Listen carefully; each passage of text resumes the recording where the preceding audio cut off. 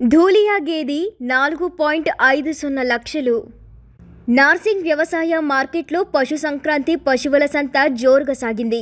చరిత్రలో ఎన్నడూ లేని విధంగా ఈసారి రికార్డు స్థాయి ధరలో ధూళియా జాతి గేదెను 4.50 లక్షలకు విక్రయించారు. నార్సింగ్కు చెందిన రైతు ముక్తార్ దీనిని నల్లగండ్లకు చెందిన వెంకటరెడ్డికి అమ్మారు. నార్సింగ్ మార్కెట్ చరిత్రలో ఇదే రికార్డు స్థాయి విక్రయంగా ప్రభుత్వ ఖాతాలో రిజిస్టర్ చేశారు. ఈసారి పలు రాష్ట్రాల నుండి అత్యధికంగా గేదెలు వచ్చినప్పటికీ విక్రయాలు మందకోడగా సాగాయి. అయినప్పటికీ ధరలు ఏమాత్రం తగ్గలేదు. మరో 4 ధూళియా గేదెలను రికార్డు స్థాయిలో ఒక్కొక్కటి 2.50 లక్షల చొప్పున విక్రయించారు.